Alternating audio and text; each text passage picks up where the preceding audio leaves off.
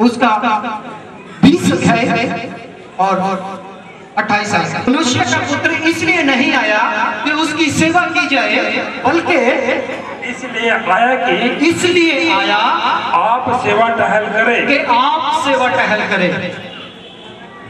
आप सब मेरे साथ बोलिए, मनुष्य का पुत्र इसलिए नहीं आया कि उसकी सेवा की जाए, बल्कि इसलिए आया कि आप सेवा टहल करें। हाँ हाँ। और बहुतों की चुनौतियों के लिए अपने प्राण दे, और बहुतों के लिए, बहुतों की छुड़ौती के लिए, बहुत से लोगों को छुड़ाने के लिए अपने प्राण दे, अपने प्राण को दे। हालेलुया। सेवा करें, बल्कि इसलिए आया कि खुद सेवा करें। हालेलुया। खुद सेवा करे और बहुत से लोगों को बचाने के लिए अपने आप को दे दे, अपने प्राणों को दे दे। बहुत से लोगों को बचाने के लिए अपने प्राणों को दे दे। यशाया की किताब उसका 53वां अध्याय और 11 आयत, उसमें लिखा है कि मेरा धर्मी दास बहुत से लोगों को धर्मी बनाएगा और उनके अधर्म को वो अपने ऊपर ले लेगा। हालेलुया। यीशु मसीह के बारे में लिखा है कि वो बहुत से अधर्मी लोगों के पापों को, अधर्मी लोगों के अधर्मों को अपने ऊपर ले लेगा और बहुत से अधर्मी लोगों को धर्मी बनाएगा। हालेलुया। बहुत से अधर्मी लोगों को, बहुत से पापी लोगों को वो धर्मी बनाएगा, वो पवित्र बनाएगा। बहुत से दुखी लोगों को वो आजाद बनाएगा, सुखी बनाएगा। हालेलुया। उनका एक सरदार होता है और उसको राजा बोलते हैं, उसको मुखिया बोलते हैं, और जो वो मुखिया बोलता है वही करते हैं लोग।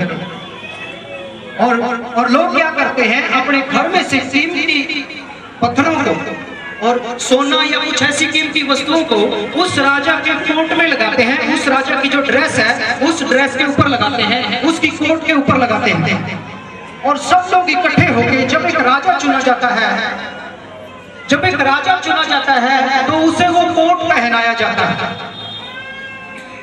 जब वो कबीला इकट्ठा होकर एक राजा का चुनाव करता है, तो उस राजा को एक कोट पहनाया जाता है।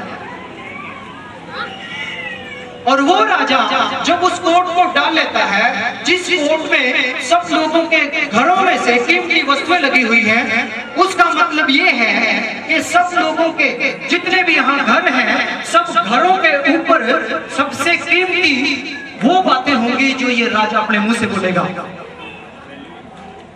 हालेलुया। और उस राजा को सारा अधिकार दिया जाता है, उस कबीले के जितने फैसले करने होते हैं, जो कुछ भी करना होता है, जो कुछ भी उस कबीले में होता है, उस राजा की मर्जी से होता है। इसलिए अपने घर से सब लोग कीमती वस्तुएं उसके कोट में उसके वस्त्रों में लगाते हैं और उसे सिंहासन दिया जाता है और वो सिंहासन पे बैठता है। और वो राजा उस सिंहासन पे बैठ के सब लोगों का न्याय करता है। उस सिंहासन पे बैठ के वो सब लोगों का न्याय करता है। और इस जिले में मुर्गों को बहुत अहमियत दी जाती है। जैसे हमारे हरियाणा में हम भैंस पालना पसंद करते हैं, भैंसों को बहुत सेवा करते हैं और उनको कीमती मानते हैं। उसी रीति से उस जगह में भी मुर्गों को पाला जाता है और उनके लेन देन का जो साधन है रुपया पैसा नहीं, मुर्गे हैं। मुर्गों से वो अपना व्यापार करते हैं, मुर्गों से अपना बिजनेस करते हैं वो लोग। और अचानक उस कबीले में मुर्गों की चोरी शुरू हो गया। क्या हो गया? मुर्गों की चोरी होना शुरू हो गया। और कबीला के लोगों ने आके, जब ये राजा सिंहासन पे बैठा था, कबीला के लोगों ने आके बोला, राजा हमारी बस्ती में मुर्गियों की चोरी होना शुरू हो गया। राजा ने कहा, सारे कबीले को बुलाओ, और सारे कबीलों को बुलाया गया और राजा ने सबके सामने इकट्ठा होके खड़ा होके और जब सब लोग इकट्ठे थे तो राजा ने खड़ा होके बोला, जो भी मुर्गियों की चोरी करता है वो चोरी करना बंद कर दे, नहीं तो उसे 10 कोड़े मारे जाएंगे। या तो वो मुर्गियों की चोरी करना बंद कर दे, नहीं तो उसे 10 कोड़े मारे जाएंगे। और अगले हफ्ते में फिर कुछ लोग इकट्ठे होकर राजा के पास आए और राजा से बोला, राजा चोरी होना बंद नहीं हुआ, बल्कि चोरियां ज्यादा बढ़ रही हैं। राजा ने फिर सब लोगों को बुलाया और सबसे बोला, जो भी चोरी करता है चोरी करना बंद कर दे, नहीं तो उसे 20 कोड़े लगेंगे। और फिर भी चोरी होना बंद नहीं हुआ। उसके बाद फिर राजा के पास लोग आए और राजा के पास आके लोगों ने फिर शिकायत की, राजा कुछ करो, अगर हमारे कबीले में से सारी मुर्गियां चली गई, मुर्गे चले गए तो हम कंगाल हो जाएंगे और हमारा बिजनेस खत्म हो जाएगा, हम क्या खाएंगे। या तो वो चोरी करना बंद कर दे, क्योंकि मुझे मालूम है कि वो चोर कोई हमारे कबीले में से ही होगा, इसलिए वो चोरी करना बंद कर दे, नहीं तो उसे 50 कोड़े की सजा दी जाएगी। और 50 कोड़े मारना उसका मतलब ये है कि उस व्यक्ति को जान से मार देना। इतने कोड़े मारने उस व्यक्ति को कि कोड़े मारते मारते वो व्यक्ति मर जाए। और फिर कुछ लोग राजा के पास इकट्ठे होकर आए और बोला, राजा चोरी हो रही तो बंद नहीं होती। और राजा ने जो जासूस थे उस राजा के जासूसों को बुलाया और बताया, तुम जाओ और उस चोर को पकड़ के लेकर आओ जो चोरी करता है। और वो जासूस गए। आपको मालूम है कि जासूस कैसे अपना काम को पकड़ा और उससे पूछताछ की तो उनको पक्का हो गया कि सच में यही चोर है। और उसने अपनी चोरी को कबूल कर लिया और उसे राजा के सामने लाया गया और राजा ने कहा, इसे बांध दो, इसे बांध दो और सारे कबीले के लोगों को बुलाओ। और सारे कबीले के कहा कि किस व्यक्ति को क्या सजा दी जाए, चाहे वो कोई भी हो। और जैसे इस आदमी को लाके बांधा गया, जो लोग बैठे थे उन्होंने बोलना शुरू कर दिया। उन्होंने आपस में एक दूसरे के कान में बोलना शुरू किया। वो कुछ बोल रहे थे। सब लोगों के अंदर एक भय था, अब पता नहीं क्या होगा। और राजा ने अपने सिंहासन पे बैठ के और अपने इतिहास की किताब को मंगाया और उसके आगे फिर उस व्यक्ति की सजा लिख दी कि ये व्यक्ति इतने दिनों से चोरी कर रहा था और बार बार चेतावनी देने के बाद भी इसने चोरी करना बंद नहीं किया, इसलिए इसको 50 कोड़े की सजा दी जाती है। और देखिए, और सजा लिखने के बाद और वो डंडे उनके हाथ में दे दिए, वो कोड़े हाथ में दे दिए, जिस कोड़े से इसको मारना है। और उसके बाद राजा फिर अपने सिंहासन के पास गया और रुको, जो सारे कबीले ने इकट्ठा होकर उसे पहनाया था वो अधिकार का वस्त्र, और राजा ने उस वस्त्र को उतार दिया।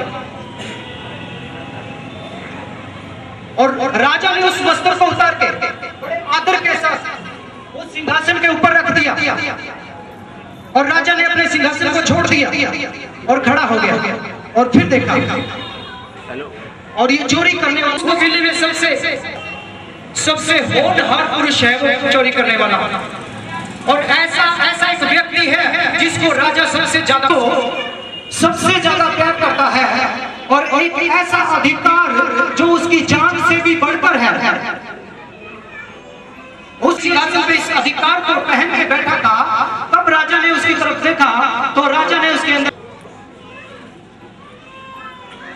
लेकिन जब इस अधिकार के वस्त्र को उसने उतार दिया, उस अधिकार को उतार दिया और राजा ने सिंहासन को छोड़ दिया और फिर राजा ने खड़े होकर उस व्यक्ति की तरफ देखा, तो ये व्यक्ति कोई और नहीं, राजा जी से सबसे प्यार करता, राजा इकलौता बेटा, उस राजा का इकलौता बेटा, और आने वाले समय में उस राजा के अधिकार को पहनने वाला व्यक्ति है वो।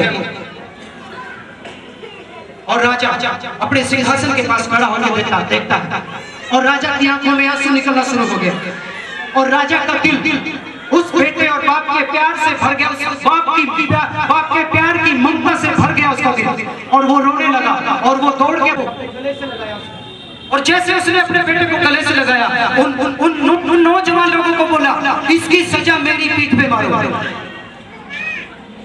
Hallelujah, hallelujah. राजा ने कहा, इसकी सजा मेरी पीठ पे मारो और जो कोड़े मारने हैं वो सब मेरी पीठ पे लग जाए, और राजा ने इसे आजाद कर दिया। परमेश्वर के वचन में ऐसे लिखा है, पाप की मजदूरी मौत, पाप की मजदूरी मौत। और वचन कहता है कि कोई भी धर्मी नहीं, सबने पाप किया है, और जितने भी माँ बाप के मेल से संसार होते हैं उन सब के अंदर पाप होता है। दो तरीके का पाप है, एक जन्म पाप है और दूसरा कर्म पाप है। हम संसार में रहते हुए सिर्फ कर्म वाले पाप को जानते हैं कि जब से हम संसार में आए और अपने कामों के द्वारा हमने जो कुछ किया, जो कुछ बुरा किया, उस पाप की ओर देखते हैं हम। लेकिन एक पाप और है जो आपने नहीं किया, उस पाप को आपने नहीं किया, लेकिन जब परमेश्वर ने पहले इंसान को बनाया था, उस इंसान ने पाप किया, उस आदम ने पाप किया, परमेश्वर की आज्ञा को तोड़ दिया, और परमेश्वर के राज्य में, परमेश्वर के सिंहासन के सामने की मजदूरी मौत है। और परमेश्वर उस सजा को माफ नहीं कर सकता, लेकिन वो राजाओं का राजा, प्रभु का प्रभु, अपने सिंहासन को छोड़ के, अपने अधिकार को छोड़ के और पाप से बंधे हुए मैंने अपनी पीठ पे ले लिया है, तेरी बीमारी को मैंने अपने ऊपर ले लिया है, तेरे दुखों को मैंने अपने ऊपर ले लिया, अब तुझे दुनिया में दुख जाने की जरूरत नहीं। हालेलुया।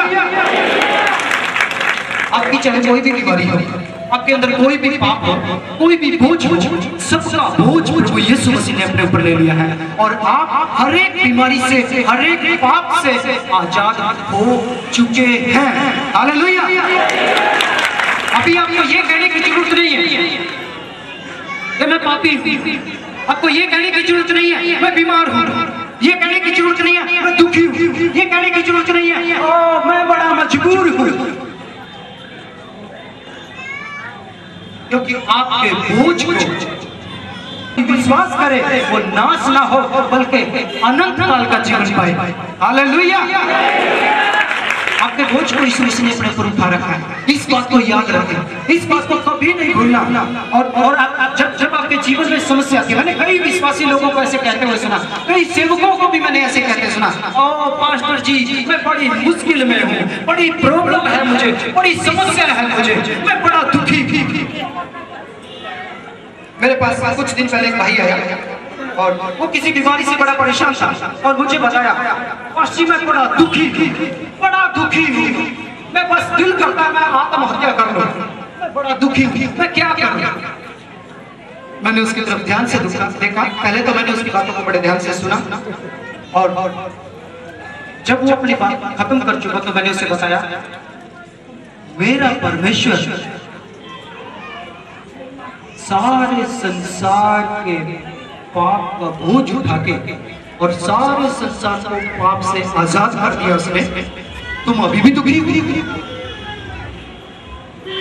हालेलुया। आप में से कितने लोग कहते हैं आज मैं दुखी? अगर आप ये सोचते हैं कि मैं दुखी हूं, तो मैं आपको एक बात बताता हूं कि मेरे यीशु मसीह ने सिर्फ नहीं, वो आपका भी है, मेरे यीशु मसीह ने आपको आपके सारे पापों से आजाद कर दिया है, और आज ही नहीं 2010-11 साल पहले उसने सारी मानव जाति को पाप से आजाद कर दिया, बीमारी से आजाद कर दिया।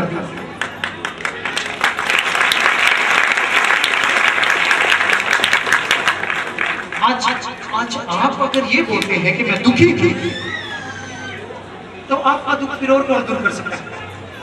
विश्वास कीजिए और विश्वास के साथ बोलना शुरू कीजिए कि मैं, बोलिए मेरे साथ, बोलिए, मैं यीशु के कोड़े खाने से, हर एक पाप से, एक बीमारी से, हर एक दुख से, हर एक बंधन से आजाद हो चुका हूं।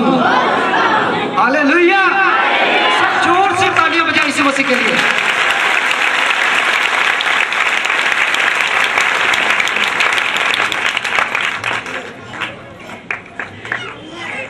यशायाह की किताब 53 अध्याय और 11 वचन में ऐसे लिखा है कि मेरा धर्मी दास अपने ज्ञान से और अपने धर्म से बहुत से अधर्मियों को धर्मी बनाएगा। हालेलुया!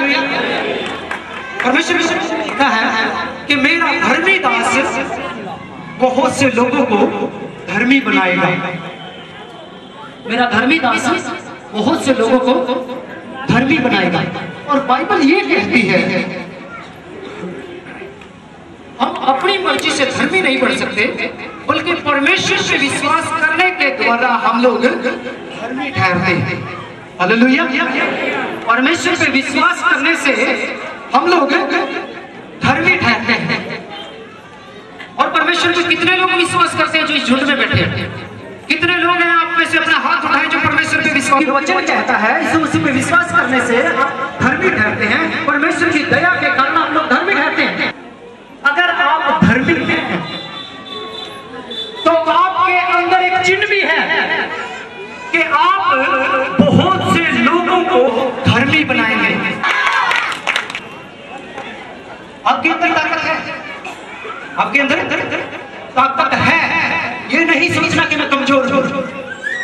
जो परमेश्वर का आत्मा आता है, परमेश्वर का अभिषेक आता है और वो जो लोगों को धर्मी बनाना शुरू करता है, लोगों के पाप माफ किए जाते हैं, लोगों के मन बदल जाते हैं, लोगों का जीवन बदल जाता है और लोगों के हृदय में जब आप परमेश्वर के साथ चलना शुरू करते हैं, जब आप परमेश्वर के साथ चलना शुरू करते हैं, परमेश्वर से बातें करना शुरू करते हैं और दूसरे लोगों से परमेश्वर के बारे में बातें करना शुरू करते हैं और आप परमेश्वर की महिमा करते रहते हैं, आप परमेश्वर की बड़ाई करते रहते हैं, उसकी स्तुति गाते रहते हैं और लगातार जब आप परमेश्वर की महिमा करते रहते हैं और परमेश्वर की उपस्थिति को आप महसूस करते रहते हैं और फिर आप अपने आप को अकेला महसूस नहीं करते, और जब परमेश्वर की आत्मा का अभिषेक आपके ऊपर आएगा,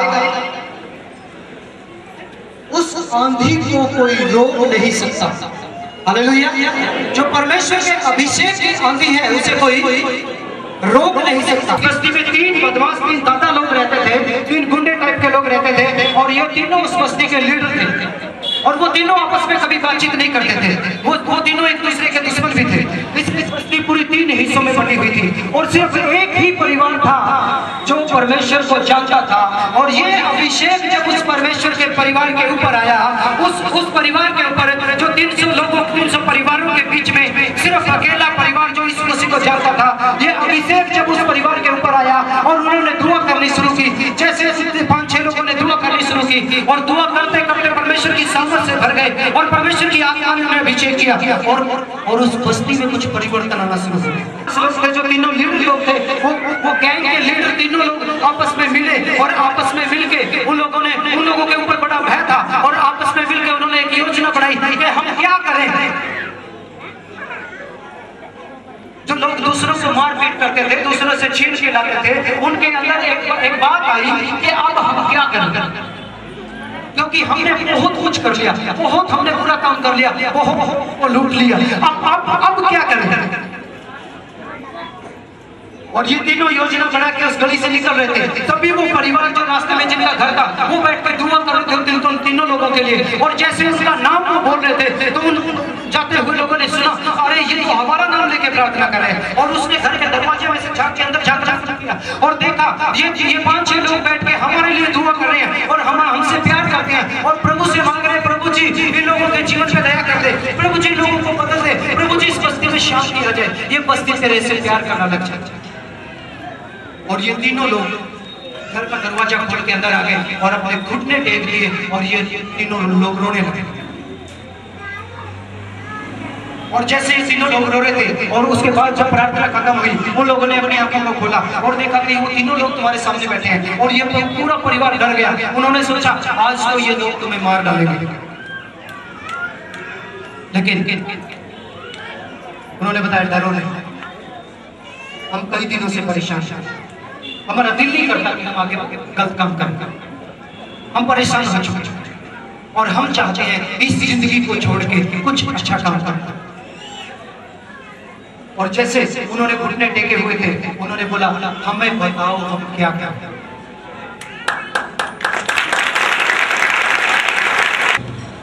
और ये तीनों लोग सारी बस्ती को इकट्ठा किया और बताया कि देखो आज के बाद बस्ती में से कोई भी आदमी चोरी नहीं करेगा, कोई डाका नहीं मारेगा, कोई किसी को लूट, कोई नशा नहीं करेगा और आज के बाद हम सब परमेश्वर की आराधना करेंगे और इस घर में हम सब लोग शाम को इकट्ठा होंगे और इकट्ठा होकर हम लोग परमेश्वर की आराधना करेंगे और जीव से परमेश्वर की आराधना करेंगे और उस परमेश्वर की आराधना करेंगे जो जीवनों को बदलता है, क्योंकि उसने हमारे जीवन को बदल दिया है, तुम्हारे जीवन को भी वो बदलेगा। और कुछ दिनों के बाद, कुछ महीनों के बाद वो सारी बस्ती प्रभु यीशु मसीह